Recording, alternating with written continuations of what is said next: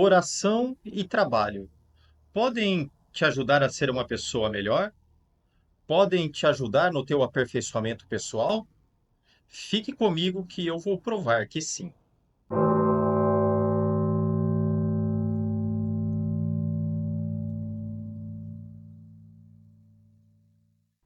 E é em torno desses dois eixos, oração e trabalho, que a vida de milhares de homens e mulheres há quase 2.500 anos vem sendo moldada, vem sendo transformada, vem sendo aperfeiçoada. Eu estou falando dos monges e das monjas. Mas antes de entender um pouco deste modo de viver, um pouco da história dos monges e das monjas, é importante entender o significado da palavra monge. Monge vem do grego monós, que significa significa único. E este tem alguns sentidos. O primeiro sentido dele é de ser sozinho, é de solidão. Hoje a palavra solidão para nós tem uma conotação negativa, né? Inclusive criaram uma palavra bonita para substituir solidão, que é a palavra solitude. Mas para um monge, para uma monja, né, o ser sozinho, a solidão era algo desejado, era algo almejado. Depois, quando eu falar um pouco mais sobre a história da vida monástica, vocês vão entender melhor. Mas também existe um outro sentido que é o sentido de único, de unidade. Ou seja, são pessoas que, através deste modo de viver, estão buscando uma unidade interior, aquela integração entre a dimensão humana e a dimensão espiritual que se manifesta depois na vida prática. E também de ser único no sentido de exclusivo, porque é exatamente por meio desta transformação, desse aperfeiçoamento, que cada um de nós depois vai se tornando aquilo que nós somos, únicos, exclusivos. Ninguém é igual a ninguém. Mas para chegar a isso, há a necessidade de um autoconhecimento. E a solidão vem exatamente contribuir para este autoconhecimento. Porque na solidão, é no estar sozinho, que o homem precisa ou necessariamente vai ao encontro de si. Na verdade, a solidão é uma condição de todo ser humano. Todo ser humano é sozinho. Todo ser humano, de algum modo, mesmo estando no meio de outras pessoas, e você pode confirmar isso que eu estou dizendo agora, se sente sozinho. O problema é que as pessoas têm medo da solidão. Por quê? Porque as pessoas têm medo de encontrar a si mesmas.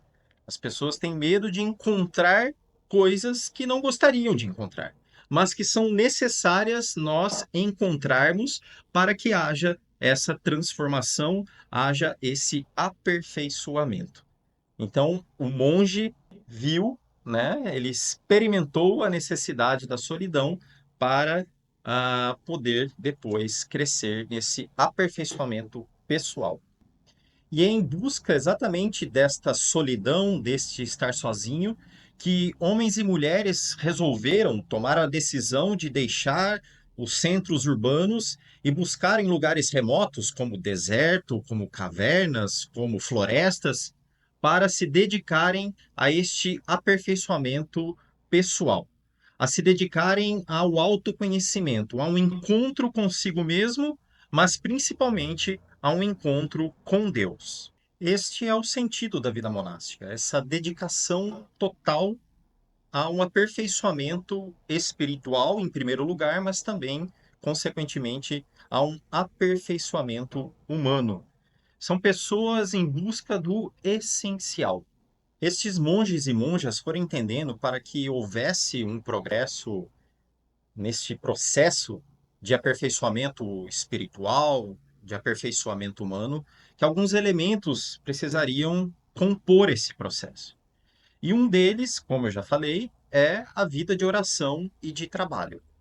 Né? O monge, às vezes você tem a ideia de que o monge é aquele que não faz nada, que só reza, né? É verdade que a principal tarefa de um monge é rezar, né? Um monge se dedica a maior parte do tempo dele à vida de oração. Porém, além de rezar, o monge também trabalha, porque ele sabe da necessidade de trabalhar e trabalhar bastante para que haja também este aperfeiçoamento pessoal. Mas eles entenderam também para que esse processo de trabalho e oração fosse produtivo, para que eles pudessem colher frutos desse processo, a necessidade de uma rotina. Então é próprio da vida monástica uma vida com ordem, uma vida de rotina, marcado pela uma rotina. O monge normalmente já sabe, desde a hora que acorda à hora que vai dormir, o que ele vai fazer. Para ele é muito claro, desde já, a todo momento, aquilo que ele precisa fazer. Então, é dentro desta rotina, desta ordem estabelecida para o seu dia, que ele trabalha, que ele reza em vista deste progresso no aperfeiçoamento pessoal. Além de rezar e trabalhar, outros elementos fazem parte da vida monástica. Um deles, que é muito importante para um monge e para uma monja, é o estudo, ou seja, o aperfeiçoamento intelectual. Busca de conhecimento, um conhecimento que depois vai contribuir no autoconhecimento e também no conhecimento de Deus. Então, faz parte da vida monástica dedicar tempo do seu dia ao estudo. Além disso, também nós temos outros elementos, como a penitência, né, que é esta educação do corpo por meio da mortificação. Nós também temos o silêncio, que é um elemento essencial na vida do monge, e deveria ser também na nossa vida, né? Só quem experimentou o silêncio sabe do poder do silêncio, da força do silêncio como mecanismo de transformação interior. O silêncio nos abre a um outro mundo que o barulho nos impede de ir ao encontro. Elementos fundamentais também na vida monástica são a vivência da castidade, da pobreza e da obediência. Os monges e as monjas foram entendendo que esse desprendimento das coisas materiais, que esta integração da sexualidade, da canalização da sexualidade para um amor verdadeiro e esta submissão àquilo que realmente é necessário, vem contribuir para o nosso crescimento e para o nosso amadurecimento. Os monges e as monjas entenderam que, por meio da vivência também da castidade, da pobreza e da obediência, eles conseguiram e conseguem se dedicar mais e melhor àquilo que eles se proporam a viver. Outro elemento essencial que nós vemos dentro da vida monástica é a vida comunitária.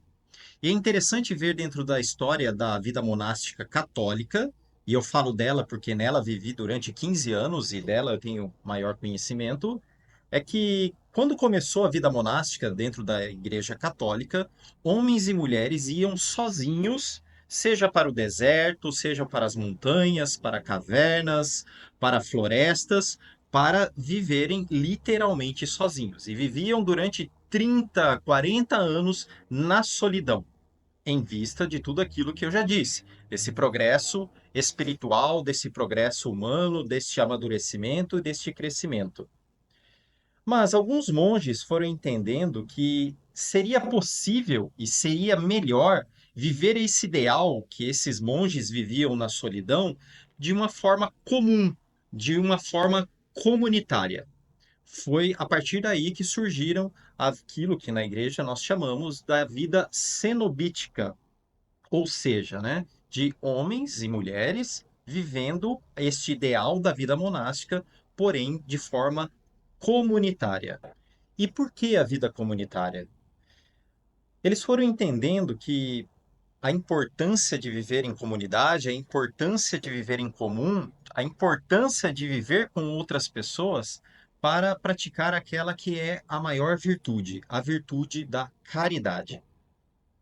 Ao longo de todo esse nosso processo que faremos aqui juntos, tanto eu como a Gisele vamos estar tratando sobre as virtudes, sobre a importância das virtudes na nossa vida. Mas hoje eu quero destacar duas virtudes que são não somente, né, mas também essenciais na vida de um monge e de uma monja. A primeira delas é a virtude da humildade. A humildade é aquela virtude que faz a cada um de nós a viver na verdade.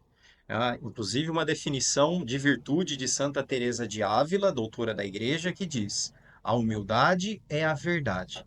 Ou seja, um homem, uma mulher humilde é aquele que vive na verdade sobre si, na verdade sobre os outros, na verdade sobre o mundo, sobre a realidade. É importante reconhecer aquilo que nós somos, seja nos elementos negativos, seja nos elementos positivos. Mas para alcançarmos isso, nós precisamos de um autoconhecimento. E por isso nós estamos propondo todo este processo do qual, né, falei hoje, exatamente para colaborar no teu autoconhecimento. Mas a cereja do bolo é a virtude da caridade. Todos nós somos chamados, por natureza, a nos dedicarmos ao outro. É na dedicação ao outro que eu encontro sentido para a minha vida. Cada um da sua forma, cada um da sua maneira, cada um segundo a sua própria missão, mas somos todos chamados a nos dedicar ao outro, a querer e a buscar o bem do outro. E é exatamente por meio da virtude da caridade que nós vivemos isso. E aí a necessidade de compreender o que realmente é o amor, de realmente compreender o que é a caridade para vivermos esta virtude de forma autêntica e coerente. Sobre todos esses elementos, os quais tratei nesse vídeo, nós iremos nos aprofundar ao longo de todo esse processo que nós queremos vivenciar com você. Mas eu quero destacar algo que não sei se chamou a tua atenção nesse vídeo, ou talvez você nem percebeu. Eu estou falando aqui de diversas religiões. Estou falando da religião católica, da religião budista, da religião hinduísta, ou seja, da vivência da vida monástica dentro dessas religiões. E eu estou falando de religiões diferentes, de espiritualidades bem diferentes uma da outra. Porém, esses elementos dos quais eu falei hoje, esses princípios da vida monástica, são vividos nessas diversas religiões. E o que nos chama atenção com isso? Porque esses homens, estas mulheres, estes monges, estas monjas, são seres humanos. Então, independentemente da religião na qual eles vivem a vida monástica, eles continuam sendo seres humanos. E eles entenderam ao longo de quase 2.500 anos, vivendo a mesma vida ao longo de quase 2.500 anos, que esses elementos e esses princípios são transformadores.